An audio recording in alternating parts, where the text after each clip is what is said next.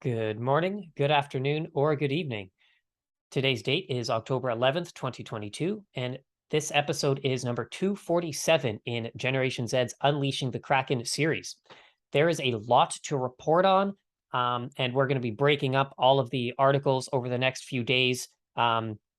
Whereas the previously that we've been doing kind of one segment a week, but with so much that's going on, I'm going to try to not have so much information in this report and spread it out over the next 5 days or so. So to remind everybody that we are just reporting on the reports. We are not breaking any of these stories. We are just providing the dots to connect to help us to understand the geopolitics of world orders and helping us dismantle the established narratives. So this episode in particular is inspired by Dave's emergency broadcast from October 7th about weapons of mass discussions and SATMs. Please keep that in mind. This episode is going to be setting in a lot of the groundwork for the inevitable deterioration of the establishment. And please, again, read in between the lines when we specifically talk about the articles relating abuse and children. Of course, we promote only peace on this channel, but there are a lot of things that are happening, specifically when we bring up the skeletons of society's closet. As we go through what we can call the collective dark night of the soul, we are simply addressing what's in front of us. And of course, if you want to get some more in-depth talks about these topics, please join us at Generation Z or Patreon/Generation Z, where you get access to our Telegram group chats as well as the group member Zoom calls. So without further ado, let's get into today's report. First one we're looking at here is robotics firm makes pacifist pledge. Boston Dynamics and five other companies said they will carefully review customers' intentions. 6 major international robotics companies, including Hyundai-owned Boston Dynamics, have made a public promise to prevent the weaponization of their creations and urge the others in the industry to make the same pledge. That's great. They published an open letter. They pledge that they will not weaponize their advanced mobility general purpose robots or software they develop that enables advanced robotics, and they will not support others to do so. Okay, that's fantastic. Other groups that are in this, other companies that are in this group, Agility Robotics, Any Robotics, ClearPath Robotics, Open Robotics, and Unitree Robotics. They have made it at the same time that they put this open letter, they have also made it clear that they do not rule out the use of high-tech machines by government agencies for law enforcement and defense purposes. Like here we have, for example, Boston Dynamics has recently been under increased scrutiny amid attempts by the New York Police Department and the French military to use its robots, including the famous quadruped Spot, for reconnaissance. So that is a very concerning aspect of all of this. Hopefully this isn't just a dual purpose PR message where they try to get the public off of their back and the critics, while at the same time they're still continuing to bring weaponization of technology to help push war and all that, because we do not want to see this technology go towards nefarious purposes. We want this technology to be used for good. Next up, we have physicist Avi Loeb says UFOs over Ukraine are not as otherworldly as they seem. Now, on the member side of Generation Z, we've been talking a lot about what's been going on in Ukraine and Russia with these UAPs. And as this article says, that there's a Ukrainian paper that talks about 2 types of phenomena. They are known as cosmics and phantoms. And so Avi Loeb, who is the astronomer that is trying to really get the modern academia world to acknowledge extraterrestrials and his discovery of Oumuamua,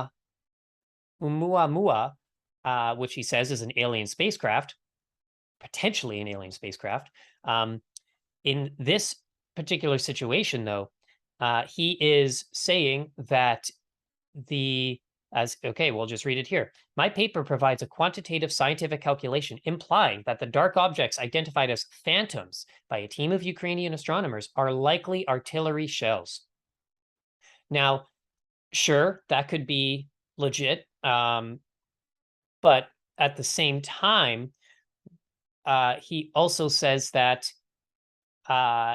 quote, if the government finds evidence for an extraterrestrial technological origin of unidentified aerial phenomena, the president will be the first to know about it.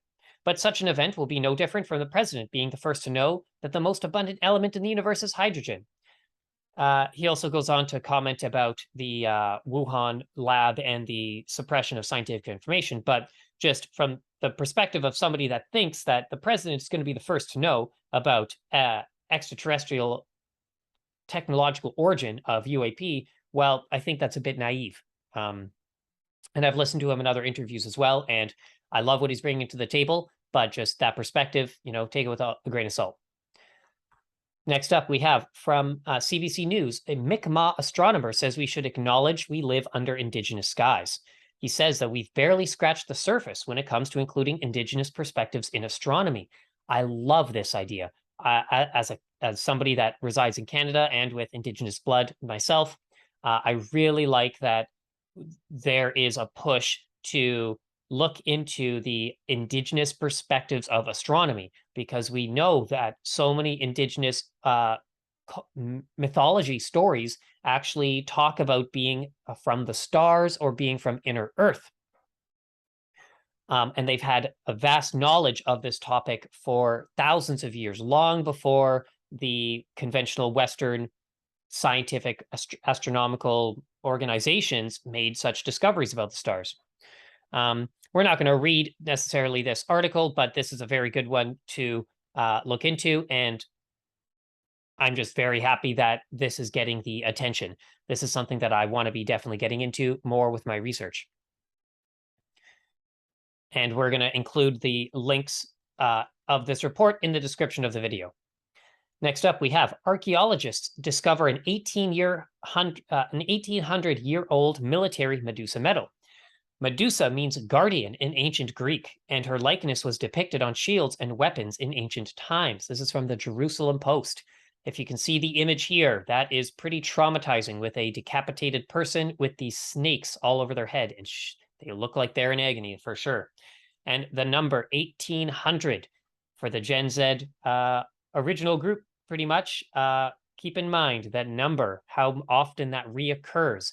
Is this some sort of number or indication in the simulation system that we're living in to help us identify what's really going on? The article says that an 1800-year-old military medal with the head of Medusa on it was discovered by archaeologists in Turkey on Monday. So this is from October 10th. This is from just yesterday. So fascinating. I wonder what comes from that, and paying attention to the archaeology, the anthropology, that side of dismantling the matrix is very important, because our history, for the most part, has been completely suppressed, and we've been lied to about essentially everything. Next up, we have from phys.org. Study shows gravitational forces deep within Earth have great impact on landscape evolution. Stony Brook University is leading a research project that focuses on the interplay between the evolution on the landscape, climate, and fossil record of mammal evolution and diversification in the Western United States. A little explored aspect of this geosciences research is the connection between gravitational forces deep inside Earth and landscape evolution. So if audience members have listened to any of the work that Dan Winter has talked about, well, modern science has no idea what causes gravity, why objects fall to the ground. And this is a kind of a perfect example of we're getting closer and closer to analyzing gravity and talking about how, the gravitational forces deep within the Earth have great impact on landscape evolution. Sure, but are they really explaining how gravity falls to the ground? Why it happens? It doesn't really seem to explain it. But we got some good. We're moving in the right direction, it seems. Next up, we have another from phys.org. The Earth System Grid Federation launches effort to upgrade climate projections data system by Stephanie C.A. of Oak Ridge National Lab. So this article is fascinating because, honestly, I was looking into secret space program, Galactic Federation, Earth Grid type topics, and this came up. The Earth System Grid Federation. Is this a part of the disclosure of getting us to recognize that there is an Earth grid on our system to frequentially suppress us And is there a counter Earth grid to try to help raise our frequency involving objects like the pyramid, Stonehenge, giant statues built on ley lines, stuff like that. But this is fascinating because the Earth System Grid Federation is a multi-agency initiative that gathers and distributes data for top-tier projections of the Earth's climate. It is preparing a series of upgrades that will make using the data easier and faster while improving how the information is curated. The Federation, led by the Department of Energy's Oak Ridge National Laboratory in collaboration with Argonne and Lawrence Livermore National Laboratories, is integral to some of the most important, impactful, and widely respected projections of the Earth's future climate. Those made by the scientists working with the coupled model intercomparison projects of the World Climate Research Program. So remember, Department of Energy.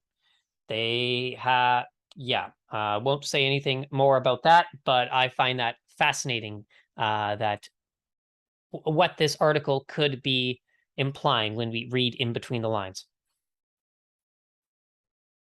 Next up. Now, this is where, okay, so that I wanted to kind of just preface this pretty dark KRAKEN episode by those articles that we just covered to kind of have a good sense, some positive, some positivity, some optimism about where we are going collectively. But now, unfortunately, this is the time where we're getting into the dark night of the soul type of skeletons in the closet topic. So just be prepared as we move forward for the rest of this presentation. And yeah, maybe you want to get some children out of the room if you've got them around you, and just, yeah, it's getting a bit dark. So here we have from BBC News. Mermaid's trustee group quits over pedophile group links. Again, this is mainstream news we're reporting on. A trustee of the charity Mermaids has resigned after reports he spoke at a conference organized by a group that promotes support for pedophiles. Dr. Jacob Breslow quit the transgender children's charity after the Times revealed he had attended the B4U ACT conference in 2011 as a PhD student. B4U ACT calls for pedophiles to have the right to live in truth and dignity, whereas Mermaids says the organization is completely at odds with its values. So we're going to just keep this. We're not going to go any more into that. That is the article. We can definitely talk more about this on the Patreon side of things, but for the sake of YouTube, that's as much as we're going to go into that.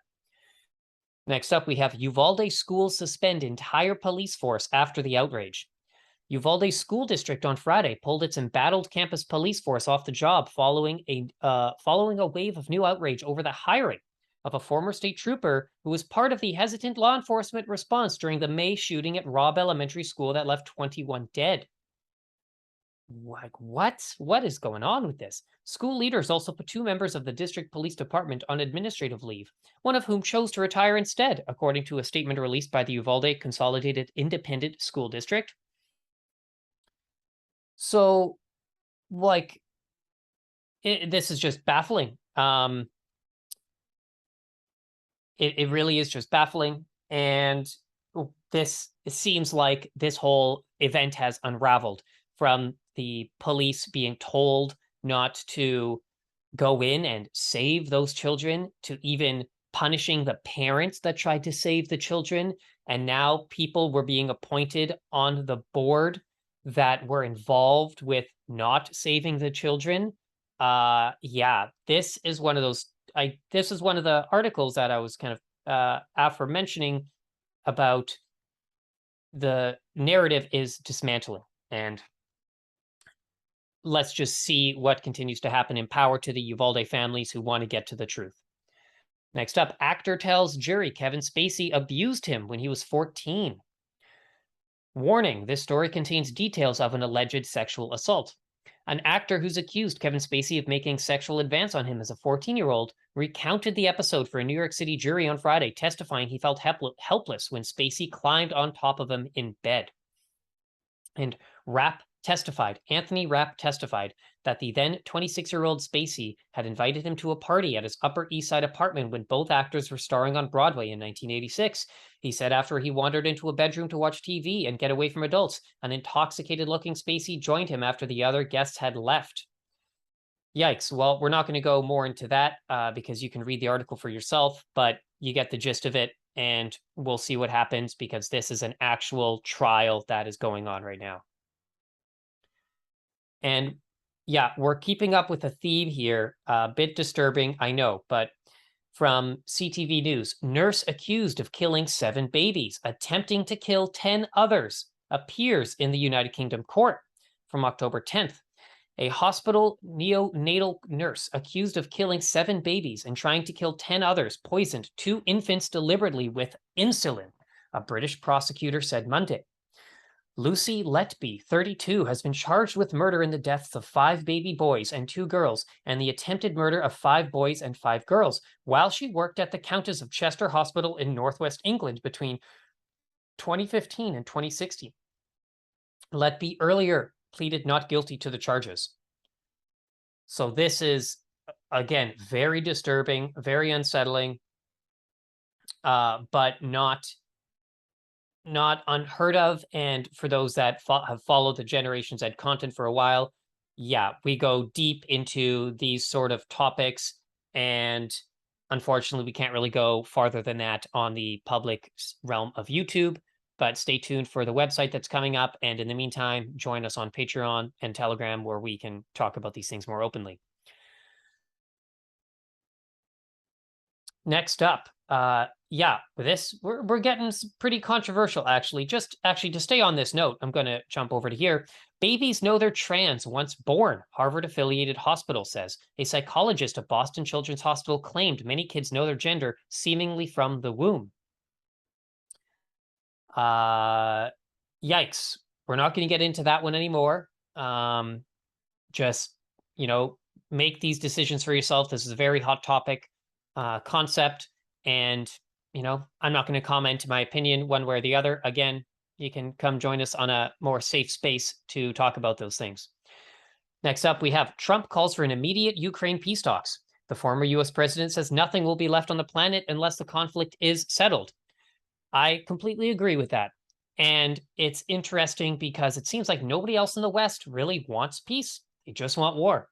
The Ukrainians don't seem to want peace.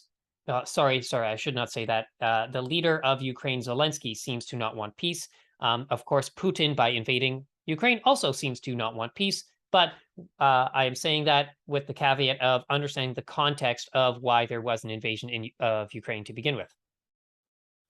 But this is interesting because we just had Elon Musk on Twitter say that here is his perceived peace talk situation that's going to be happening. And, well, yeah, if Trump saying on several occasions that the Ukraine conflict would not have happened had he been reelected in 2020, there's a good chance that's true. Next up, we have Justin Bieber postpones rest of world tour shows due to his health. He is pulling the plug on the remaining shows of his Justice World Tour due to his health. So he is dealing with the fallout of Ramsay-Hunt syndrome diagnosis, which left half of his face temporarily paralyzed. Are there other things that have happened that has caused people to receive temporary or permanent facial paralysis? Are there some medical injections that people have been receiving that has had adverse effects? Read between the lines when we see these types of stories. Next up, we have Nike suspends relationship with Hockey Canada amid its handlings of sexual assault allegations. And as we see, breaking news on the top of this headline, the CEO and the entire Hockey Canada board is stepping down. Wow. Talk about some massive news for Canadians. So not only are all of the sponsors stepping down for supporting Hockey Canada, but now the entire board and the CEO has stepped down. And this is because turns out that they have basically created a hush fund to silence people that claim that they are being sexually abused, that were participants in this program decades ago, and that there is a big cover-up on it, and that the funding the fees that parents were paying for their children was going towards this fund. So obviously, people are withdrawing their kids from these programs, from playing hockey overall. Next up, now this is a three articles are connected here. First is Twitter and Instagram lock out Kanye West over anti-Semitic posts. The companies say the entertainer posted messages violating their policies. We're not going to repeat what he says because we don't want to have the same thing happen to us, even though we are literally citing media and all that. But, you know, we've seen what happened to Russell Brand, and we've seen what's happened to other people. But he also had been criticized for wearing a White Lives Matter t-shirt to his collection at Paris Fashion Week. And if you have not yet listened to Kanye West with Tucker Carlson, that was an interesting interview to get some insight into Ye's mind. And strongly recommend you actually listen to the words that he is saying instead of relying on the articles talking about him. Speaking of which, articles talking about him, from the Jerusalem Post, Kanye West, Abraham Accords was signed to make money for the Kushner family. Rapper Kanye West appeared on Tucker Carlson's show to discuss his thoughts and feelings on the Abraham Accords agreement. And as he says here, the Abraham Accords were about making money for the Kushner family. He criticized Jared Kushner's role in the Trump administration on the interviews. Quote is, when I think about all these things that Jared somehow doesn't get enough credit for with his work and what is his work, Israel or his work in Palestine, you know he made these peace treaties. I think it was just about making money. So that is very interesting, just given the geopolitics of Trump, Ukraine, Russia. Maybe Trump would have just paid people off to say, hey, let's stop all this war. That could definitely have been how he would have created the peace that he claims. Next up, we have Candace Owen defends Kanye West, saying tweet about Jews wasn't anti-Semitic, from the Jerusalem Post. Owens defended Kanye West on an episode of her political talk show, saying that honest people know that he wasn't actually being anti-Semitic. We're not going to get deeper into that. You can read all the information to make up your mind about whether you think so or not, but just keep in mind, we've talked to, Zionism and other organizations using labels like conspiracy theories to discredit somebody's actual intelligence by lumping them in as some far-right fringe extremists just so that their thoughts are not perceived as legit. Okay, on to the next one. Enough evidence to indict Hunter Biden, from the Washington Post, sourced here by RT News. Prosecutors are to decide if they want to charge the U.S. president's son for tax and firearm crimes. Okay, well, it's only tax and firearm crimes. It's not some of the other stuff that we saw from the laptop and those leaked emails. So interesting, though, that regardless, there could be criminal punishment.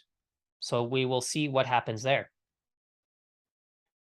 Then we have another Baldwin story. Alec Baldwin reaches settlement with Helena Hutchins' family.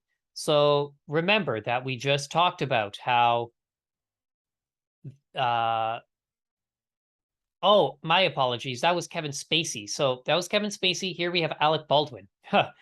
The family of Helena Hutchins, the cinematographer killed on the Rust movie set in 2021, and Alec Baldwin have reached an undisclosed settlement in the wrongful death lawsuit filed against the actors and others, according to a statement released by the actor's attorney. I mean, if he was just completely innocent and didn't even shoot the gun like he, then what is there an out-of-court settlement for? So very strange, very peculiar. I'm sure our audience has already done the research on the peculiarities and inconsistencies about all of this. We're not going to get into that right now. That's its own episode. Next up, we have New York City declares state of emergency. With thousands of migrants being bussed in from the south, the mayor has blamed politics for the crisis. New York Mayor Eric Adams declared a 30-day state of emergency on Friday amid the migrant crisis, adding that the new influx will cost the city $1 billion. The move comes as several U.S. states are sending thousands of migrants from the southern border to Democrat-run areas, including New York City. He's described it as a humanitarian crisis. And yeah, right, we reported previously on The Arizona and Abbott governors sending busloads of immigrants to New York and Washington to put the migrant situation on spotlight. Interesting way to handle it. And on a similar note, here we're going to German cities overwhelmed with Ukrainian refugees, says the media. More than 1 million Ukrainian refugees are now living in Germany, according to the Interior Ministry. So this is another interesting one because obviously what happens in war is people get displaced. Where do those displaced people go? Where are they forced to go? Well, war inevitably creates refugees. So again, where do those refugees go? In this situation, they're going to Germany. And here we have Germany saying that they are overwhelmed. But has Germany supported the continuation of war between Ukraine and Russia? Well, have they brought this onto themselves? Well, is this a part of a deeper agenda to actually deteriorate and destabilize certain sovereign governments and infrastructures? Could be. There could be a reason why they're creating these immigrant influxes. And of course, it's only the innocent people that suffer during these wars and catastrophes. Next up, we have Xi Jinping's bid to extend rule puts zero COVID exit in focus. So the Chinese leader has given no indication that the upcoming party congress will herald a shift in pandemic strategy. As China prepares to hold its once every 5 years leadership gatherings, not elections, but leadership gatherings, businesses and investors are watching closely for any signs of an exit from Beijing's punishing dynamic zero COVID strategy. So yeah, we definitely want to keep in mind with what's going on here because of the concept. We just saw Brazilian leader Bolsonaro win. We just saw the Italian newly elected leader win, who's against the globalist agenda. Both of Brazil and Italy now have leaders that are against the globalist agenda. And the idea that the BRICS alliance, Brazil, India, Russia, China, South Africa, are nationalist powers that have created their own secret space program, Earth Alliance, that are against the globalist powers of the World Economic Forum, the Federal Reserve, the United States industrial military complex, and the British colonial monarchy powers, all that kind of stuff. So we will see what goes on from China's latest leader meetings and if they will begin to lift the extreme COVID lockdown mandates. Because it could very well be that Xi Jinping has been against it. Let's actually read this here. For Xi, who has staked considerable political capital on the claimed superiority of China's handling of the pandemic compared with the West, a path out of draconian restrictions is difficult to see. Of course. So, we're not in China. I really have no idea. I'm not involved with the CCP, so I don't know what's going on, but I like the idea that there are factions within every government, essentially, and the CCP, Chinese Communist Party, there's no different. And there's the idea that Xi Jinping is actually battling other CCP members. So we will see what happens there. Next up, we have a U.S. town employee quietly lowered fluoride in the water for years.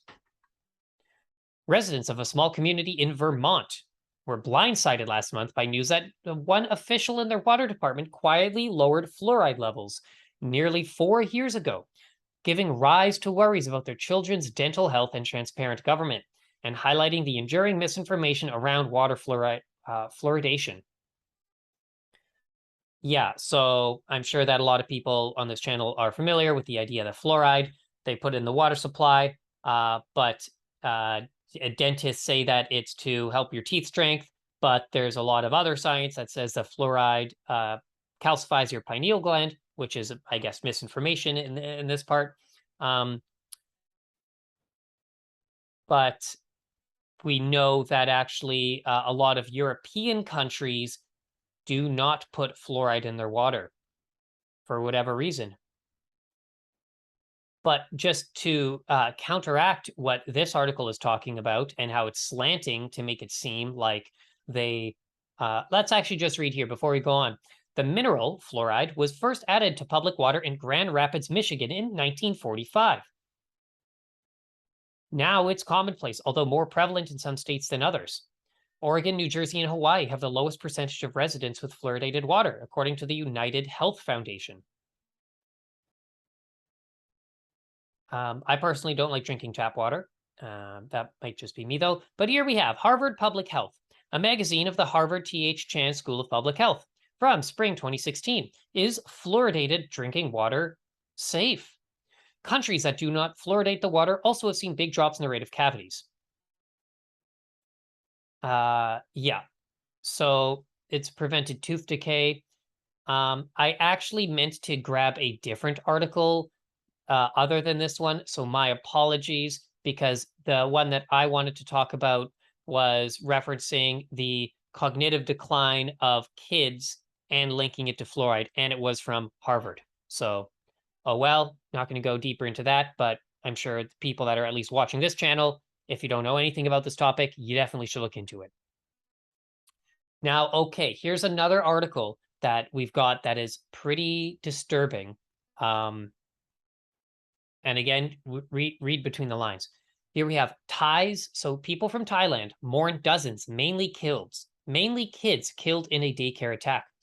Relatives wailed and collapsed in grief over the small coffins of children Friday after a fired police officer stormed a rural Thai daycare center at nap time and massacred dozens of people.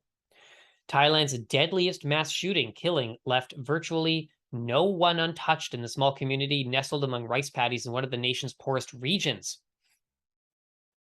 At least 24 of the 36 people killed in Thursday's grisly gun and knife attack were children.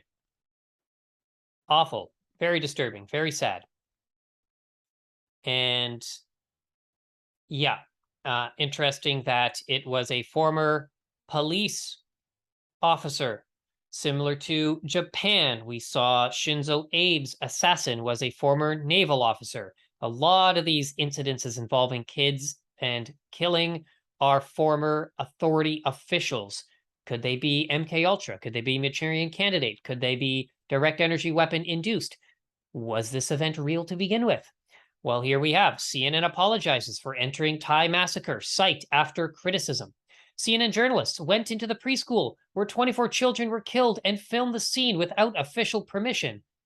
What the like that actually I do want to scream about this because this is just so mind-boggling, mind-baffling, all of the above. Flabbergasting. The two CNN journalists involved were fined after authorities found they had worked in the country after entering on a tourist visa, but they were cleared of wrongdoing for entering the nursery. Deputy National Police Chief said on Sunday. So they filmed the crime scene without permission. So many questions go off about this. Were they told about this ahead of time? How was that, how is that legal? Was this a false flag? Which we're going to go deep into. And keep in mind the episode that Dave just did, the concept of creating an event. So basically SATMs and weapons of mass discussion, the idea of creating the fear so that the fear actually creates the results that was intended, but there was never actually any real threat to begin with. It was all created to make people think that something was going to be happening.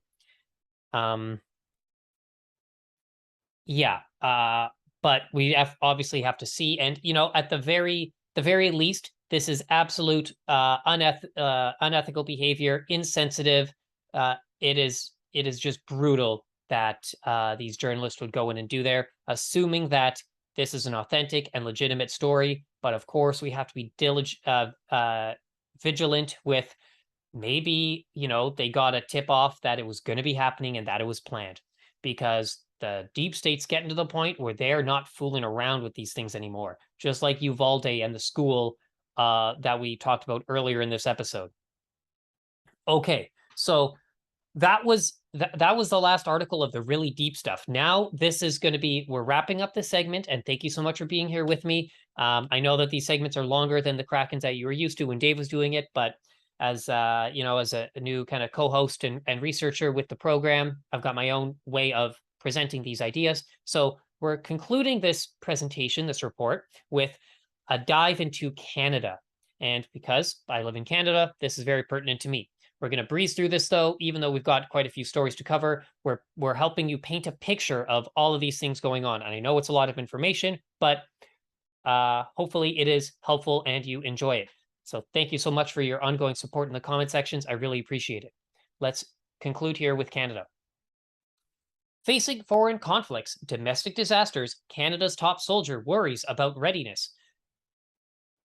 Chief of the Defense Staff General, Wayne Eyre, says he's worried about the Canadian Armed Forces' readiness as it faces pressure both from the conflict in Ukraine and the need to respond to natural disasters at home. In an interview on Rosemary Barton Live on Sunday, he says strong demands on both sides, and given issues with equipment and personnel shortages, he was concerned about our overall readiness.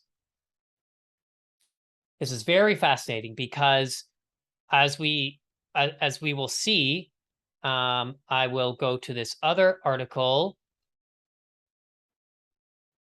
if I brought it along. Okay, well, we're sending now Canada is sending troops to Poland to help train Ukrainians. So this is just getting some context about the situation of the Canadian military. And also keep in mind other things that have gone on in the Canadian military was General Danny Fortin, who was forced to resign when he was the vaccine distributor, the task force appointed by Trudeau. He had to resign, and many other military personnel in the Canadian Armed Forces have had to resign through sexual assault allegations and other dramatic situations like that. So are there things happening behind the scenes of the Canadian military that we don't know about? Are there people that are a part of this white hat operation that are trying to kind of oppose the globalist agenda? Next up, we have ex-Ottawa police chief cites declining level of trust for resignation during convoy.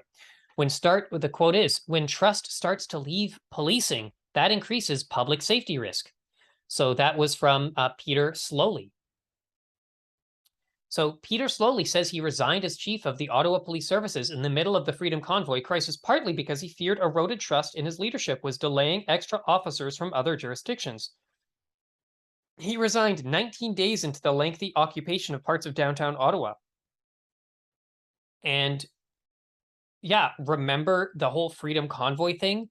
There's so much to get into with this situation, because we also see that they did not ask if the police did not ask for the emergency measures to be implemented.